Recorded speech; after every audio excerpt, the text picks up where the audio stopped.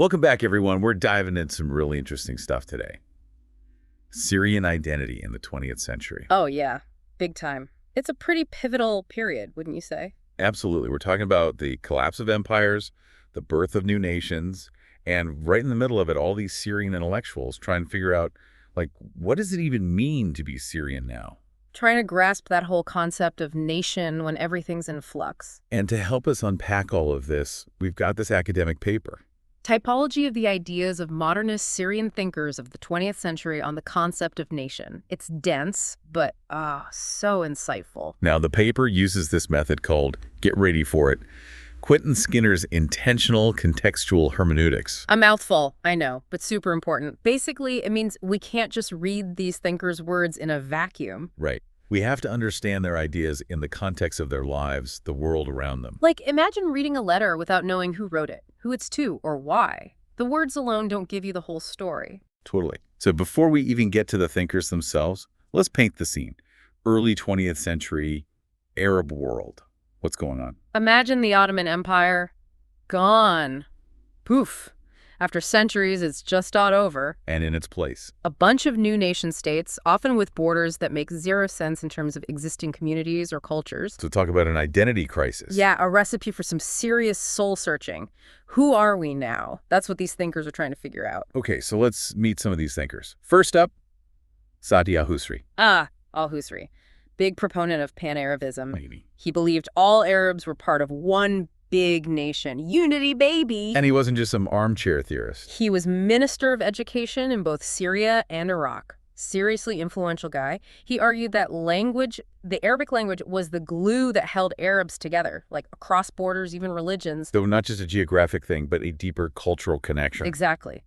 Then we have Shakib Arslan, also a pan-Arabist, but with a twist. Ooh, I like twists. For him, Islam was like the key ingredient in the Arab identity mix. He even said that a strong Islam was necessary to liberate the East from Europe. So for him, it wasn't just about culture and history, but also about faith. Absolutely. He was grappling with this question. Is there a spiritual dimension to nationhood that you can't ignore? And for him, it was a resounding yes. Interesting. Now, how about Najib Azori? Azuri was a Christian thinker, and get this, he actually had a pretty positive view of France. Of France? As in the colonial power. That's surprising. I know, right? He even envisioned this Arab caliphate like a spiritual leader for all Muslims and thought France could help establish it. So he's basically saying, hey, French colonialism, maybe not so bad after all. Well, the paper suggests he might have been using a rhetorical technique, they call it paradiastole, to kind of spin things in a positive light.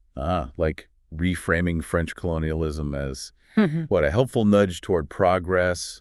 Clever, but definitely something to consider as we analyze his arguments. Exactly. We always got to keep that context in mind. Okay, then we have Constantine Zurek. Now, Zurek was all about the secular state. He wanted a Syrian nationalism based on individual freedom and dignity.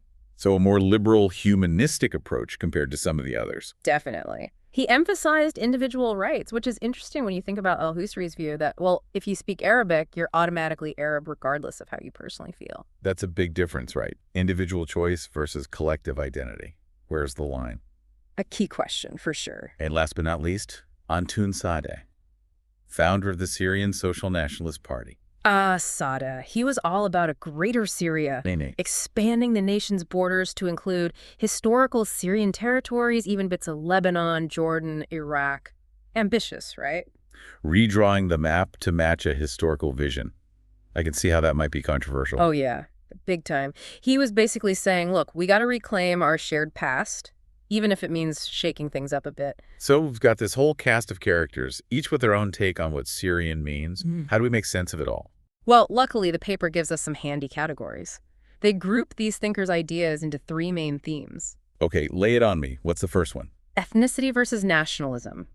Some, like al-Husri, were all about pan-Arab unity, with language being the defining feature. Others, like Sadeh, believed in a separate Syrian nation, with more emphasis on shared territory and history. It's like figuring out who's in the family. One group saying, all Arabic speakers are our kin, while the other is drawing a tighter circle around a specific place and its past. Exactly. And they're also arguing about what even makes a nation. Is it language, shared history, blood ties, a common will? They go deep. Deep.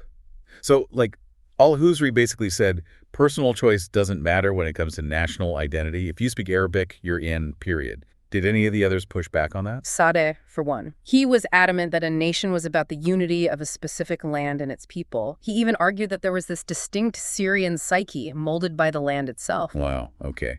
So we've got language versus land almost. Big difference. What's the next theme we should tackle? Theme number 2, Ottoman legacy versus Western influence. Remember, this is post-Ottoman Empire, and the Arab world is dealing with the growing presence of Europe, especially France. Right. Those are some heavy hitters, historically speaking. So how did our thinkers view these two forces that had shaped their world?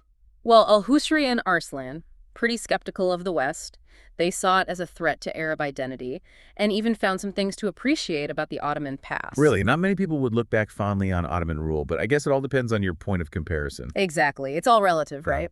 Like, Al-Husri was convinced that Western powers deliberately tried to wipe out the historical memory of colonized people to keep them under control. He thought true liberation meant reclaiming Arab history and rejecting the West's influence. Wow, strong words. And Arslan? He had his gripes with the Ottoman Empire too, but he saw a plus side: its Islamic foundation. He thought it created a unique bond between Arabs and other Muslims, something that went beyond ethnicity. He worried that the empire's collapse would weaken this bond and make the Arab world vulnerable. Interesting. So rejecting the West and maybe even feeling a bit nostalgic for the Ottomans. How about Azuri? Didn't he have a soft spot for France? He did. He argued that French presence actually benefited Syria, pointing to things like education and healthcare as evidence. But remember that parodiastole technique we talked about? Right, the spin doctoring thing. Well, the paper hints that he might have been downplaying the downsides of French colonialism big time. It's like that classic line, sure, the house fire was terrible, but think about that fresh coat of paint we got out of it. Yeah. A slightly skewed perspective, maybe. Did anyone offer a more balanced take? Zurek did. He admitted the downsides of Western colonialism, but also acknowledged how Western ideas had positively impacted Arab intellectual development. He thought it was important to engage critically with both Arab heritage and Western thought. Take the good, resist the bad. That seems pretty level-headed. Pick and choose what works instead of just blindly accepting or rejecting everything. Exactly. He understood that progress requires being open to new ideas, but also staying rooted in your own values and traditions. A delicate balance. So we've got ethnicity versus nationalism, the whole Ottoman versus Western influence thing.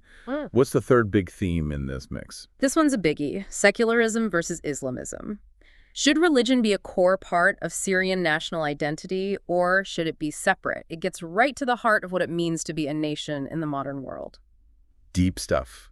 So where did our thinkers fall on this spectrum? Well, on the secular side, we have Al-Husri, Zurek, and yes, even Azuri, despite his whole caliphate idea. They all thought religion shouldn't be the defining factor in Arab nationalism. So more inclusive secular nationalism. And who was arguing the opposite? Arslan was the champion for integrating Islam into Arab identity. He was adamant that Islam was essential for the liberation of the East, that there was a deep connection between faith and national consciousness. He didn't see Islam as just personal belief. It was a source of collective strength, of resistance against colonialism. So you've got this tension between those who see religion as a private matter and those who see it as the bedrock of the nation. Big implications, for sure. Absolutely. And what's fascinating is that these weren't just ivory tower debates. These thinkers were out there writing, speaking, participating in politics, trying to make their visions reality. They were players in the game, not just commentators. Exactly. And the paper uses this term, the knowledge industry, to describe the institutions and networks through which they spread their ideas. Universities, research centers, government positions, these were their platforms. It makes you think about access, right? How much easier it is to spread your message if you've got those kinds of platforms at your disposal. Did the paper talk about how effective they were? Did their ideas actually catch on with people? It did, and this is where things get really interesting. The paper suggests that Al-Husri might have been what they call an organic intellectual. Organic intellectual. No, that's a term I haven't heard before. It's a concept from Antonio Gramsci, the Italian Marxist thinker. Basically, it means someone who, because of their social position, becomes a leading voice for a certain group or class. So they articulate the hopes and anxieties of that group, and they can mobilize people for social and political change. Exactly. And if we apply that to Al-Husri, well, he was Minister of Education, right? A pretty influential position. Huge influence, potentially. So the paper's saying his platform might have amplified his message. Exactly. It raises the question of how much his popularity was due to his ideas themselves versus his ability to promote them from a position of power. The who and the how of communication, not just the what. That's a really important point. So Yeah. even if al-Husri's ideas had some internal contradictions, as the paper suggests, his position and his skills as a communicator might have been enough to make them resonate with a large audience. It's fascinating how these intellectual debates play out in the real world. Absolutely. Ideas don't exist in a vacuum. We have to consider the social and political context, the whole ecosystem in which they're born and spread. Okay, so we've unpacked a lot already, but I'm curious to hear more about the lasting impact of these debates. How did they actually shape Syrian and Arab national identities in the 20th century? That's where we'll pick up next time. We'll see how those discordant notes, as the paper calls them, contributed to the symphony of Syrian nationalism and how their echoes can still be heard today. It's amazing how these debates from like 100 years ago still feel so relevant, you know? Yeah, totally. We're still wrestling with these same questions about identity, belonging, the role of religion and culture. Like what makes a nation? What holds it together? It's all still playing out today, not just in Syria, but around the world. Okay, so picking up where we left off, how did these debates actually play out in the 20th century? Well, the paper makes this point that even though they all wanted to raise national awareness, these Syrian thinkers often created more of a discordant symphony of ideas than a harmonious one. Okay, so a clash of cymbals instead of a smooth melody, I can see that. But what were the lasting effects of this intellectual cacophony? Well, one of the biggest impacts was the rise of pan-Arabism as a major political force. Like mid-20th century, it was huge. And we can probably thank al-Husri for that, right? Hmm. With his whole Arab unity above all else thing. Absolutely. His ideas really hit home for a lot of Arabs who were craving a sense of strength and solidarity after decades of colonial rule. They wanted to break free from Europe, forge their own destiny, and al-Husri's vision of a unified Arab nation bound by language, shared history, it was a powerful rallying cry. So al-Husri's ideas helped fuel these independence movements and the push for a more unified Arab world. Exactly. And it wasn't just about political slogans. It had real-world effects on things like education policies and cultural programs across the Arab world, like his focus on Arabic language and literature. It had a lasting impact on how those subjects were taught and valued. But as we talked about, pan-Arabism also had its share of problems and critics. Oh, definitely. Some argued it was too idealistic, that it glossed over the real differences and divisions within the Arab world. Others worried that it could lead to authoritarianism, with one party or leader claiming to represent the entire Arab nation, maybe even at the expense of individual rights and freedoms. And then there's the practical question. Can you even unify such a diverse region with such a complex history? Is it even possible? The million-dollar question. And even today, we're seeing how tough it is to achieve real unity in the Arab world, with all the conflicts, political fragmentation, and economic disparities. So al-Husri's vision, while influential, wasn't a silver bullet. Nope, not at all. But his ideas sparked a debate that's still going strong. How do you balance unity and diversity? How do you create a collective identity without erasing individual differences? It's a tricky one. Okay, so pan-Arabism is one big legacy of these debates. What else stands out as a lasting impact? The paper points to this ongoing struggle to reconcile what they call subnational and supranational identities. It's that tension we talked about before between loyalty to your immediate community, whether it's ethnic, religious, or regional, and that desire for a broader sense of belonging to a larger nation. It's like trying to figure out where your strongest allegiance lies. Yeah. Is it with your family, your city, Yeah. your country? Sometimes those loyalties can pull you in different directions. Exactly. And this tension has been a recurring theme in Syrian history, shaping political alliances, social movements, even violent conflicts. Like the Syrian civil war is a tragic example of how those competing loyalties can tear a society apart. You've got different ethnic and religious groups, political factions, regional powers, all fighting for power and influence. It's a heartbreaking illustration of how the dream of a unified, harmonious Syria has often been overshadowed by the reality of deep divisions and competing visions of what the nation should be. So, knowing all this, what can we learn from these 20th century thinkers, given that this tension is still so present today? Do their ideas offer any guidance on how to bridge those divides? I think they do. They remind us that national identity isn't a fixed, static thing. It's a process, a constant negotiation between different groups, perspectives, experiences. And finding that balance, achieving some kind of workable unity, requires compromise. It requires recognizing that a nation can be strong because of its diversity, not in spite of it. So it's not about erasing differences or forcing everyone into a single mold, but finding ways to accommodate those differences to create a space where multiple identities can coexist. Exactly. It's about recognizing that people can feel a strong connection to their local community, their ethnic group, and to a larger Syrian nation. It doesn't have to be an either situation. That makes sense, but it also sounds incredibly difficult to achieve, especially in a place like Syria, with such a long history of conflict and division. It definitely is. But I think the first step is recognizing the complexity, understanding that there's no single answer, no magic formula for creating a unified nation. It's an ongoing process that requires dialogue, empathy, and a willingness to see things from multiple perspectives. Okay, so acknowledging the complexity, embracing diversity, and fostering dialogue, those are good starting points. What else did these thinkers have to say about the practical side of nation building? Did they offer any concrete solutions, or were they mostly focused on the philosophical side of things? They did grapple with practical questions, especially regarding education, language, and cultural policies. For example, al-Husri, with his focus on pan-Arabism, wasn't just talking about abstract ideas of unity. He actually advocated for specific policies to promote the Arabic language and culture across the Arab world. Like what? What kind of policies did he have in mind? Well, he believed that education was key to fostering national consciousness. He argued that schools should play a central role in instilling a sense of Arab identity in young people, emphasizing Arabic language, literature, and history. So he was literally trying to shape the minds of future generations, to instill in them this sense of belonging to a larger Arab nation. Exactly. And remember, he was Minister of Education in both Syria and Iraq, so he actually had the power to implement some of these ideas. He could influence curricula, what went into textbooks, teacher training, all the things that shape how education is delivered and what values it promotes. It's interesting to see how these intellectual debates actually translated into real-world policies and actions. It shows that these thinkers weren't just armchair philosophers. They were actively trying to shape the future of their societies. Absolutely. And this focus on education as a tool for nation building wasn't unique to al-Husri. Other thinkers, even those who weren't necessarily on board with pan-Arabism, also saw education as a crucial arena for shaping citizens, instilling values, and promoting a shared sense of identity. So even if they disagree on what that identity should look like, they all agree that education was a key battleground. Exactly. And this highlights the power of ideas to shape reality.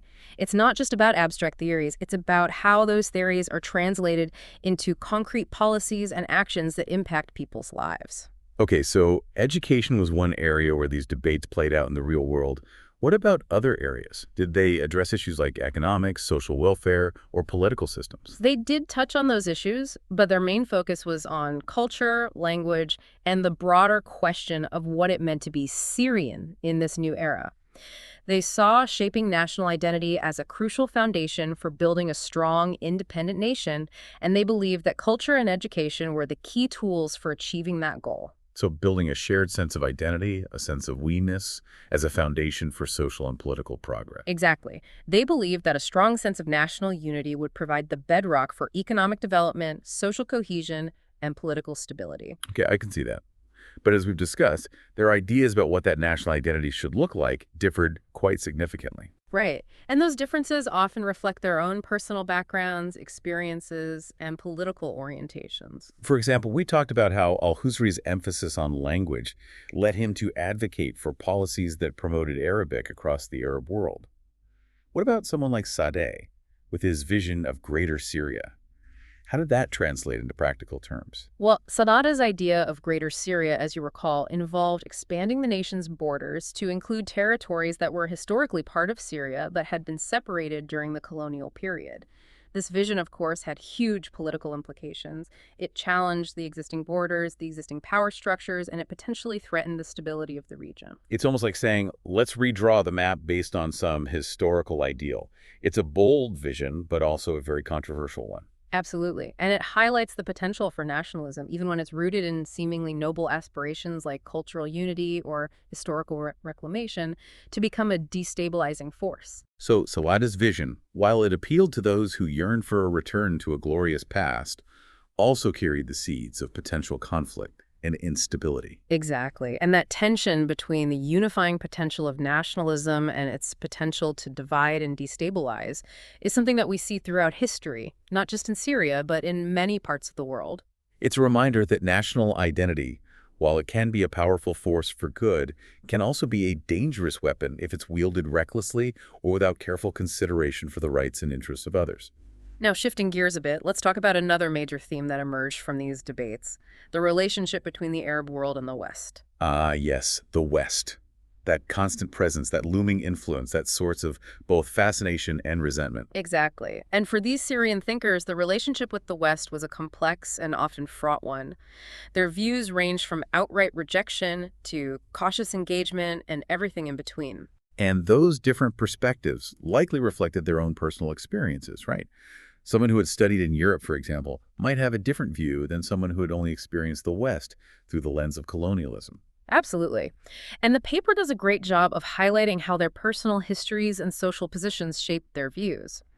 For example, we talked about how Al-Huzri and Arslan, both of whom were quite skeptical of Western influence, had spent significant time outside the Arab world. Al-Husri, in particular, had studied in both Istanbul and Paris, right? So he had firsthand exposure to Western intellectual currents, but also witnessed the realities of European colonialism. Exactly. He was deeply influenced by European thinkers, but he also developed a strong critique of Western imperialism and its impact on the Arab world. He believed that Western powers deliberately sought to undermine Arab culture and identity as a way of maintaining control. He argued that true liberation required not just political independence, but also a cultural and intellectual emancipation from Western dominance. So it wasn't just about kicking out the colonizers. It was about reclaiming their own history, their own values, their own ways of seeing the world.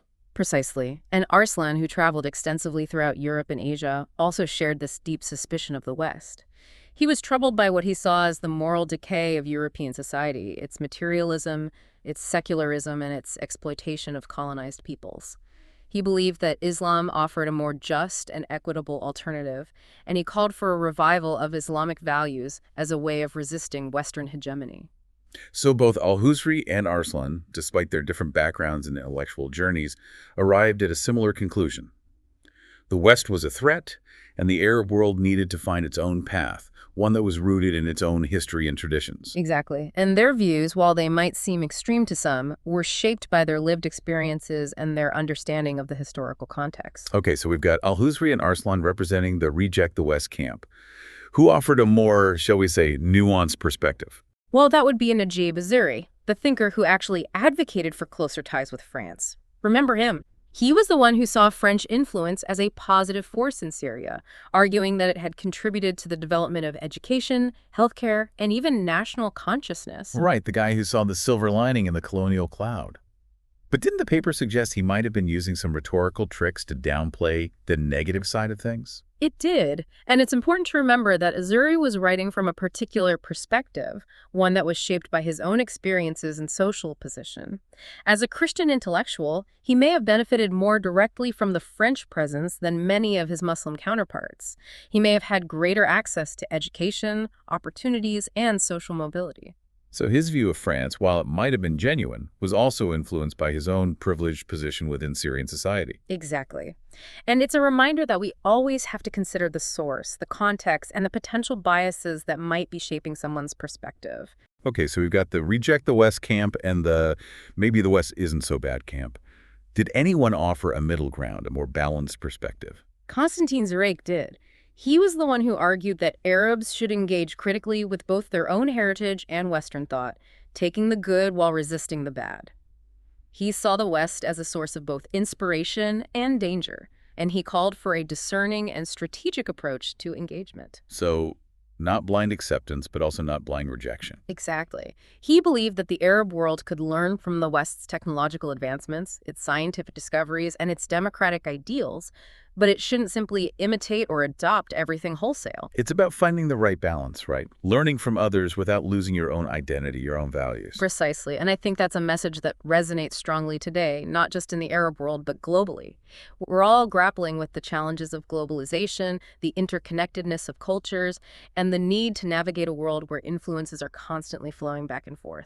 It's about being open to new ideas, to different perspectives, but also staying true to yourself, to your own values, and to the things that make you unique. Exactly. And I think that Zarek's approach, this idea of critical engagement, offers a valuable roadmap for navigating that complex terrain. Okay, so we've got these different perspectives on the West, ranging from outright rejection to cautious engagement. What about the role of religion in shaping national identity? We touched on this earlier, but I'd love to explore it further. It's a fascinating aspect of their work and one that continues to be relevant today. As you recall, some of these thinkers like Al-Huzri, Zarek, and even Azuri argued that religion shouldn't be a defining factor in Arab nationalism. Right, they favored a more secular approach, arguing that a shared Arab identity could encompass people of different faiths. Exactly. They believed that the unifying forces were a common language, history, and culture, rather than adherence to a particular religious doctrine. They saw this inclusive form of nationalism as essential for creating a modern, progressive Arab state that could compete on the global stage. And they were concerned about the potential for conflict and division if religion became too intertwined with politics. Exactly. They saw the dangers of sectarianism, intolerance, and the potential for religious differences to be exploited for political gain. They argued that religion should be a private matter, separate from the public sphere and the realm of politics. Okay, so we've got the secular camp. What about the other side of the debate? Who was arguing for a more prominent role for religion in shaping national identity?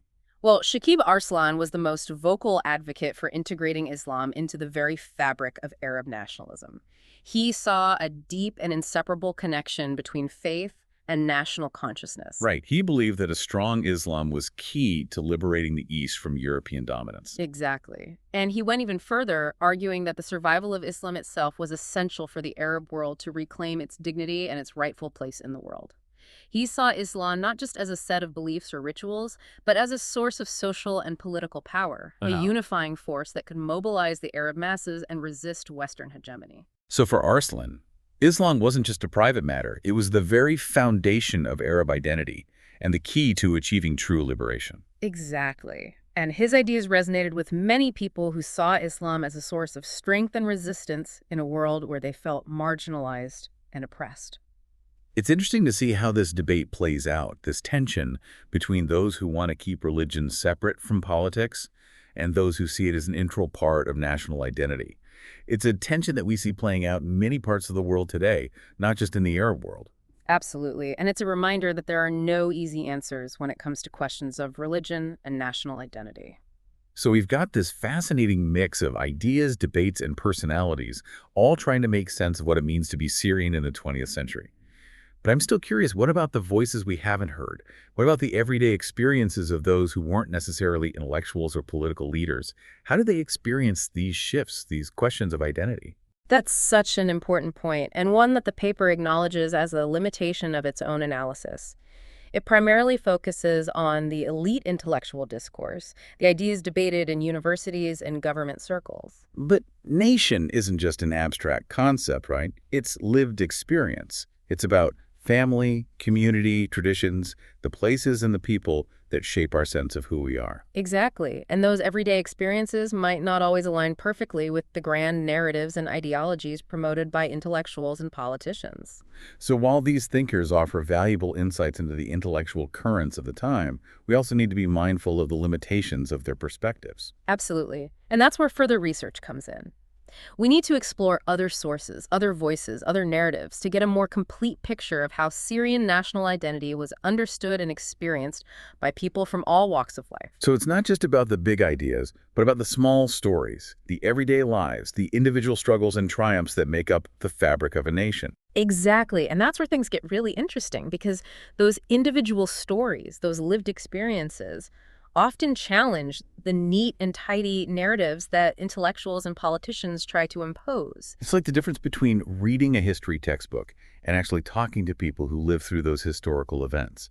The textbook gives you the broad strokes, but the personal stories give you the color, the texture, the emotional depth. Exactly. And that's why it's so important to keep digging, to keep exploring beyond the official narratives, to listen to the voices that are often marginalized or silenced. Okay, so we've got this complex tapestry of ideas, debates, and experiences, all contributing to the formation of Syrian national identity in the 20th century.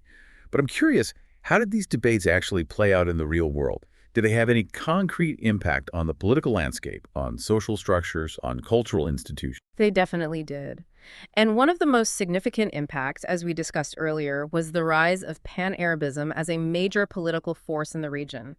Al-Husri's ideas, with their emphasis on Arab unity and a shared cultural heritage, resonated with many people who were yearning for a sense of belonging and empowerment in the post-colonial era. So his ideas helped fuel these independence movements and the push for greater unity across the Arab world. Exactly. And his influence wasn't limited to the realm of ideas. He actually held positions of power, Minister of Education, in both Syria and Iraq, which gave him the opportunity to put some of his ideas into practice. Right, he wasn't just writing about education, he was actually shaping education policies and curricula. Exactly. And his emphasis on Arabic language and literature, for example, had a lasting impact on how those subjects were taught and valued in schools across the Arab world. It's fascinating to see how these intellectual debates actually translate into real-world actions and policies. Absolutely. And it's a reminder that ideas have power, especially when they're articulated by people who hold positions of authority and influence. Okay, so pan-Arabism is one example of how these debates had a concrete impact. What about other areas? Did they have any influence on the development of political institutions, social structures, or economic policies? They did, but their main focus, as we've discussed, was on shaping national identity, which they saw as a crucial foundation for everything else. They believed that a strong sense of national unity, a shared understanding of what it meant to be Syrian, would provide the bedrock for political stability, economic progress, and social cohesion. So it was about building a sense of we-ness as a prerequisite for addressing other challenges. Exactly. And they believed that culture, language, and education were the key tools for achieving that goal. Okay, I can see that. Yeah. But as we've seen, their ideas about what that national identity should look like differed quite significantly. They did, and those differences often reflect their own personal backgrounds, experiences, and political orientations. For example, al-Husri's emphasis on language led him to advocate for policies that promoted Arabic across the Arab world. What about someone like Saada, with his vision of Greater Syria? How did that translate into practical terms? Well, Saada's vision, as you recall, involved expanding Syria's borders to include territories that were historically part of a larger Syrian entity. This vision, of course, had huge political implications as it challenged the existing borders and power structures in the region. It's almost like saying, let's redraw the map based on some historical ideal. It's a bold vision, but also a very controversial one. Absolutely. And it highlights the potential for nationalism, even when it's rooted in seemingly noble aspirations like cultural unity or historical reclamation, to become a destabilizing force. So Saada's vision, while it appealed to those who yearned for a return to a glorious past, also carried the seeds of potential conflict and instability. Exactly. And that tension between the unifying potential of nationalism and its potential to divide and destabilize is something that we see throughout history, not just in Syria, but in many parts of the world. Okay, so we've got these different visions of nationhood, these competing ideas about what it means to be Syrian.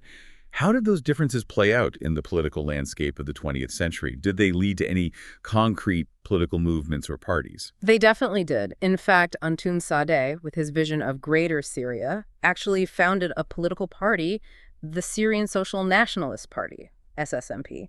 The SSNP advocated for a radical reimagining of Syria's borders and a form of nationalism that emphasized the unique characteristics of the Syrian people as opposed to a pan-Arab identity. So they were going against the grain, challenging the dominant narrative of pan-Arabism that al-Husri and others were promoting. Exactly. They saw pan-Arabism as a threat to Syrian identity, arguing that it would subsume Syrian culture and history into a larger amorphous Arab entity. They wanted to assert the distinctiveness of the Syrian nation and to reclaim its historical territories. So they were basically saying Syria first. In a way, yes.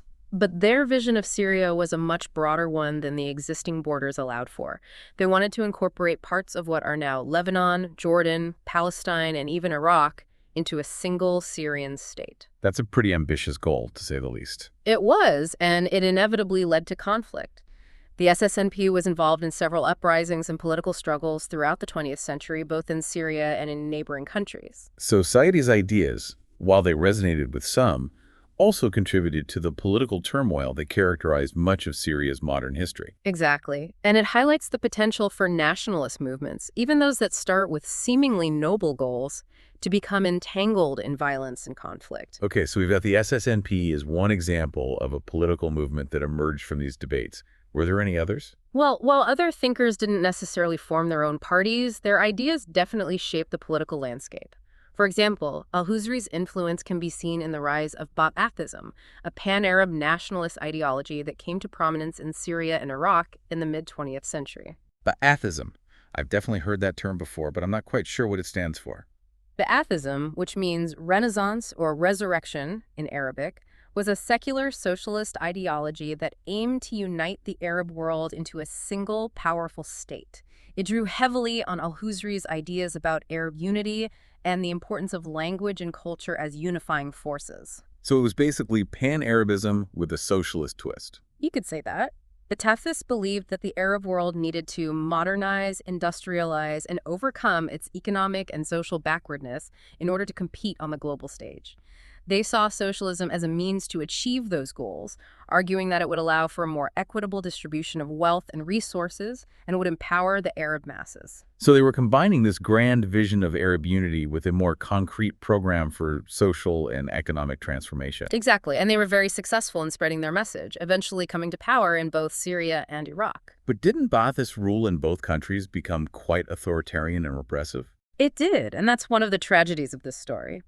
While their initial goals of Arab unity and social justice were admirable, their methods often involved silencing dissent, suppressing opposition, and concentrating power in the hands of a single party. So the dream of a unified, prosperous, and just Arab world ended up being corrupted by the very people who claimed to be its champions. Sadly, yes. And this highlights the dangers of any ideology, even one that starts with noble intentions, when it becomes unmoored from democratic principles and respect for human rights. It's a reminder that the path to a better future isn't always straight or clear, and that even movements that promise liberation and progress can go astray if they're not guided by a commitment to justice, equality, and individual freedom. Now, as we move towards the conclusion of our deep dive, I think it's important to reflect on the lasting legacy of these debates and to consider how they continue to shape our understanding of Syria and the Arab world today.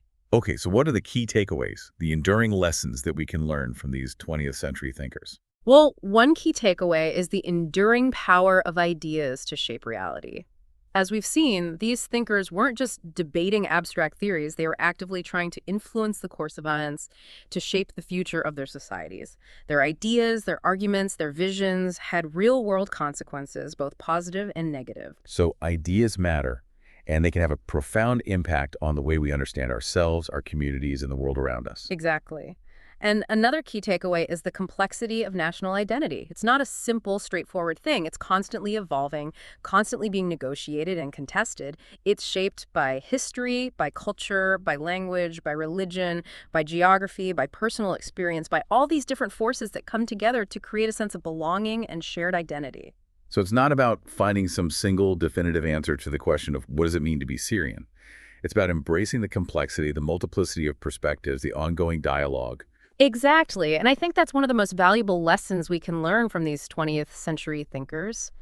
They remind us that national identity isn't a static thing. It's a dynamic process, a conversation that's always ongoing, always being shaped by new generations, new challenges, and new possibilities. It's about recognizing that there are many different ways of being Syrian, many different stories, many different experiences, all contributing to the rich tapestry of Syrian culture and identity. Precisely. And I think that's a message that resonates far beyond Syria. It speaks to the challenges and opportunities of building inclusive, diverse, and dynamic societies in a world that's increasingly interconnected and complex. Okay, so embracing complexity, recognizing the fluidity of national identity, and understanding the power of ideas. Those are some pretty big takeaways. Any final thoughts before we wrap things up? I think it's important to remember that these debates, these struggles, these aspirations for a better future are still very much alive today. The challenges that Syria and the Arab world face, conflict, instability, inequality, are deeply rooted in the questions of identity, belonging, and representation that these thinkers were grappling with a century ago. So their work isn't just a historical artifact. It's a living legacy that we need to engage with if we want to understand the present and build a better future. Exactly. And I think that's a powerful reminder of the importance of history, of understanding the past in order to navigate the present and shape the future. As we've been talking about all these big ideas like pan-Arabism, Greater Syria, secularism versus Islamism, it makes me wonder how much do the average Syrian actually think about nation in these terms? That's a really good point. We've been focusing on this elite intellectual discourse, right? But nation isn't just some abstract concept you read about in a book. Exactly. It's lived experience. It's the sights and sounds of your neighborhood, the stories your family passes down, the traditions you celebrate, even the way you speak. All those things contribute to a sense of belonging. Right. And for a lot of Syrians, that sense of belonging might have been more localized, more tied to their specific community or region, rather than to these grand visions of a unified Arab nation or a greater Syria. So while al-Husri is debating the unifying power of the Arabic language, someone farming in a remote village might feel a stronger connection to their local dialect, their ancestral land, their religious group. Exactly. It's not that those local identities were necessarily at odds with a broader Syrian identity. It's more about recognizing that identity is multi-layered, complex. Hmm. People can hold multiple allegiances, multiple loyalties, without them being in conflict. Like it's almost like the rings of a tree trunk. You've got the inner rings representing your family, your community, then expanding outward to your region, your nation, even a sense of belonging to the world. Each ring is distinct, but they're all part of the same tree. I love that analogy. It's so true. Those different layers of identity can coexist and form each other. So these intellectuals were debating the grand theories. But the average Syrian's experience of nation might have been much more nuanced, much more rooted in the everyday realities of their lives. It makes you wonder what those individual stories, those unheard voices, could tell us. Yeah. To really understand the full picture of Syrian national identity, we'd need to dig into those individual stories, the local histories, the family narratives that don't always make it into the history books. It's like we've been looking at the blueprint of the building, but now we need to walk through its rooms, see how people actually live in that space, how they shape it. Exactly. And those stories might reveal different, even more powerful ways of understanding what it means to be Syrian. It reminds us that history isn't just about dates and famous names. It's about the collective experience of everyday people, their hopes and dreams, their struggles, their triumphs. Absolutely. And those lived experiences often challenge the neat, tidy narratives that we get from, say, textbooks or political speeches. They give us a much richer, more human understanding of the past. Okay, so we need to dig deeper, explore those unheard voices to get a more complete picture. But before we wrap up, there's one more thing that really struck me as we've been talking. It's the sheer passion, the intensity of these debates. These thinkers weren't just playing intellectual games, they were grappling with something fundamental. Oh, yeah. You can feel that urgency in their writing. They knew that how they defined nation would have a huge impact on everything: politics, social structures, cultural institutions, the very fabric of Syrian society.